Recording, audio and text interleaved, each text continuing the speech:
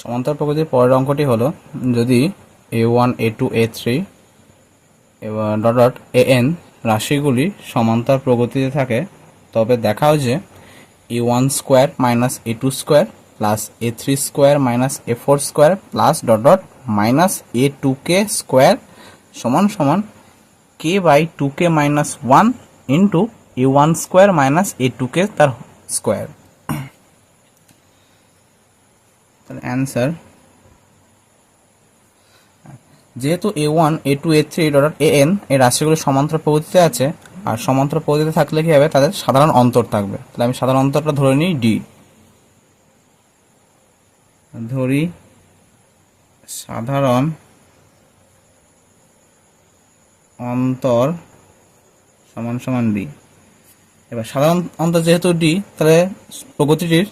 যে কোনো পদ থেকে তার ঠিক আগের পদ যদি বিয়োগ করি তাহলে আমাদের সাধারণ অন্তরের সমান হবে। তাহলে সুতরাং a2 minus a1 a3 minus a2 সমান সমান a4 minus a3 equal to dot dot dot equal to, আমরা যদি এই প্রগতিটির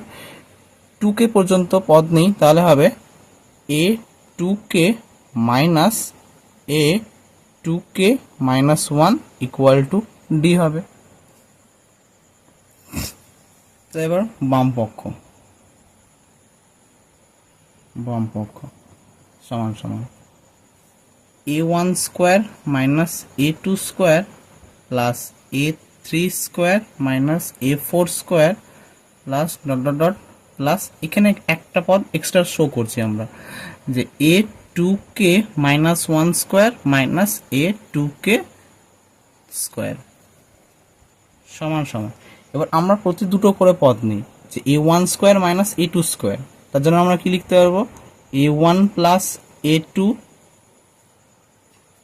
into a1 minus a2 plus আবার পরের দুটো যে a3 স্কোয়ার মাইনাস a4 স্কোয়ারের জন্য আমরা লিখতে পারবো a3 plus a4 a3 minus a4 plus dot dot dot plus last দুটো পদের জন্য আমরা লিখতে পারবো a2k মাইনাস 1 প্লাস a2k আর a2k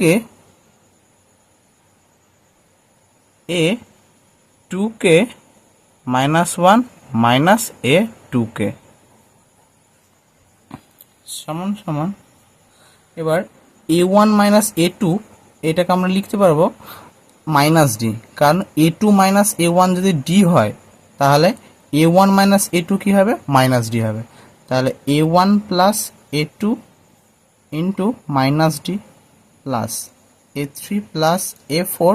একই রকম হবে a3 মাইনাস a4 কে আমরা মাইনাস d লিখতে পারবো, কারণ a4 minus a3 equal to যদি d হয় তাহলে a3 minus a4 equal to minus d হবে।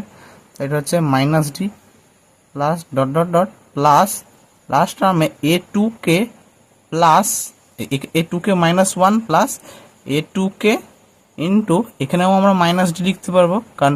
a2k মাইনাস 1 মাইনাস a2k এটা সমান সমান মাইনাস d হবে, কারণ a2k মাইনাস a2k মাইনাস 1 যদি d হয় তাহলে a2k minus 1 minus a2k equal to minus d হবে, লিখতে পারবো।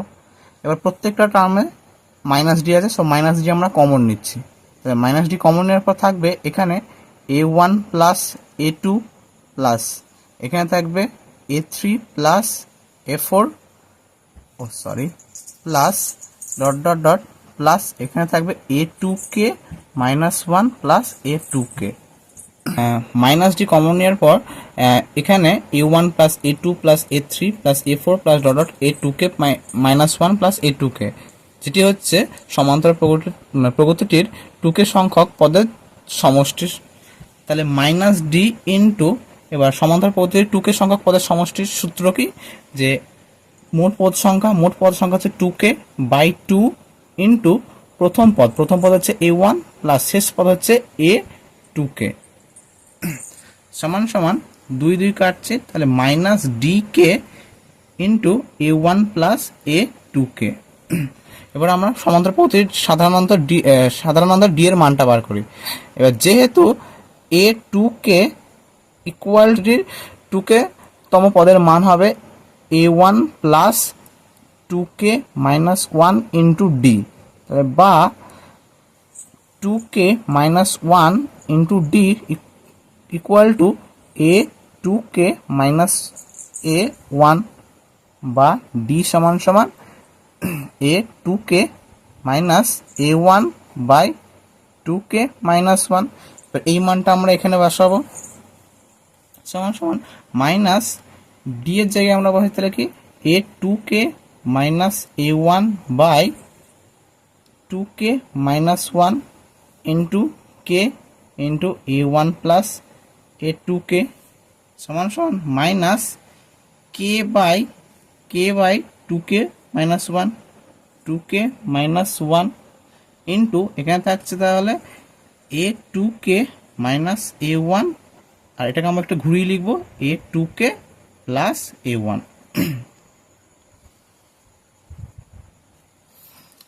সুতরাং বা মাইনাস k বাই